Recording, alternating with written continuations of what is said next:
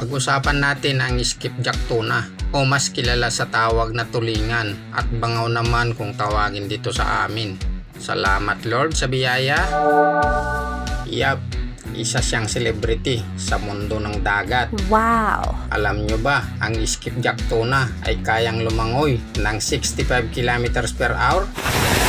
Tama ka dyan, kung may karera sa karagatan, malamang winner na sila. Parang may jet engine sa likod nito. Wow! Ang katawan nila ay parang built of speed. Ang likod nila ay dark blue, halos itim. Tapos yung tiyan nila, silvery white.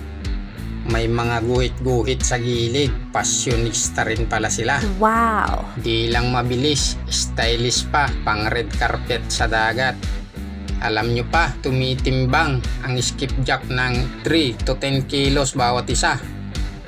Pero huwag kayong mag-alala, hindi sila diet conscious tulad natin.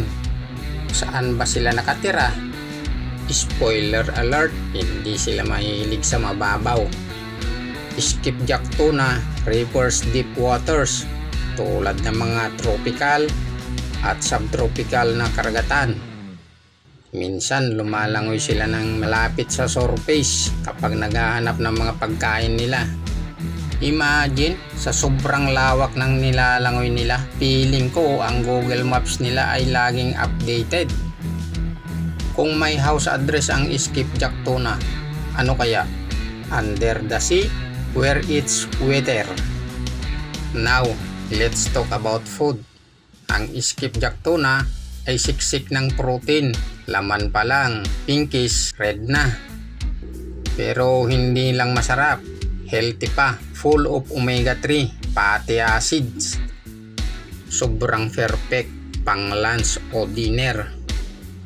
Kaya kung gusto nyo maging kasing bilis ng tuna, kumain ng tuna. Alam nyo ba, ang canned tuna na paborito natin sa salad o sandwich, kadalasan skipjack tuna yan. Oo, siya yan, celebrity fish on a budget.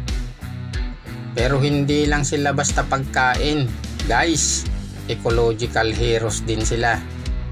Ang skipjack tuna ay apex predator sa marine food chain, parang Avengers ng dagat. Tumutulong sila sa pag-maintain ng balance sa marine ecosystem. Kaya kung wala sila, magulo, overpopulation ang maliliit na isda sa plankton. Basically, sila ang guardians ng ocean. Kung si skipjack tuna ay superhero, ano kaya ang special power nila? Super speed at passion scenes. Sila na ang tunay na Aquaman. Now, here's the best part. Sustainable sila.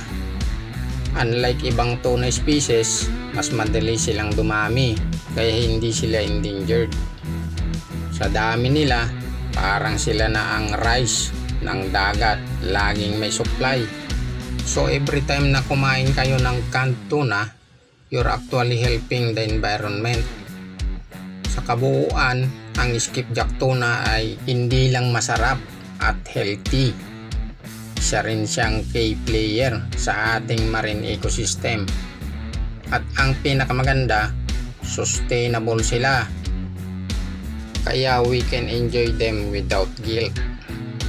Remember, the next time you eat tuna, isipin nyo to, you're enjoying a piece of ocean superhero. Baka pagkatapos ng talk na to, gusto nyo na rin maging kasing bilis ng skipjack. Well, just eat more tuna para sa future race natin under the sea.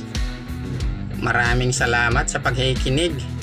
Everyone, next time, invite natin si skipjack tuna sa ating lunch plan.